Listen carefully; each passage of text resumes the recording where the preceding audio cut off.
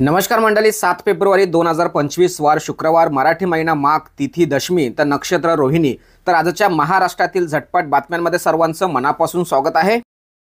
आणि आजच्या दिवसभरातील सर्वात महत्त्वाची पहिली मोठी बातमी, तुकडाबंदी कायद्यामध्ये सुधारणा करण्याबाबत तपासणी करून प्रस्ताव सादर करा, महसूल मंत्री चंद्रशेखर बावनकुळे यांचे निर्देश। आणि शेतकऱ्यांसाठी अतिशय महत्त्वाची बातमी, शेत रस्ते बंद करणाऱ्यांवर फौजदारी गुन्हे दाखल करा, महसूल मंत्री चंद्रशेखर बावनकुळे यांचे आदेश। आणि महाराष्ट्रातील मराठी माणसांसाठी महत्त्वाची बातमी, छत्रपती शिवाजी महाराजांची ऐतिहासिक वाघनखे नागपुरात, देवेंद्र फडणवीसांकडून आज शिवकालीन शस्त्रांच्या प्रदर्शनाचे उद्घाटन। आणि एक पुढील महत्त्वाची बातमी, निबे कंपनीचा वर्धापन दिन आणि मिसाईल कॉम्प्लेक्सचा शुभारंभ, आत्मनिर्भर भारतात संरक्षण क्षेत्रात मोठी क्रांती, मुख्यमंत्री देवेंद्र फडणवीस यांचा आशावाद।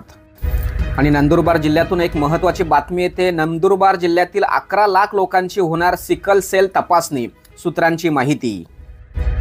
आणि पुढील महत्त्वाची बातमी, लाडकी बहीण योजनेच्या प्रसिद्धीसाठी 3 कोटीच्या खर्चाला मान्यता।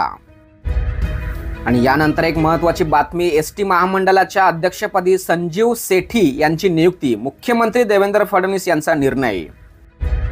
आणि क्रिकेट विश्वातून एक महत्त्वाची बातमी समोर येते, क्रिकेट समीक्षक, लेखक, मुक्त पत्रकार द्वारकानाथ संजीगिर यांची 74व्या वर्षी मुंबईच्या लीलावती रुग्णालयात निधन, शिवाजी पार्कमध्ये होणार अंतिम संस्कार। आणि यानंतर एक महत्त्वाची बातमी, नागपूर येथे झालेल्या पहिल्या एकदिवसीय सामन्यात भारताने इंग्लंडचा 4 विकेटनी केला पराभव। आणि नाशिककरांसाठी अतिशय महत्त्वाची बातमी, नाशिक शहरामध्ये वास्तव्य करणाऱ्या 8 बांगलादेशी घुसखोरांना केले अटक।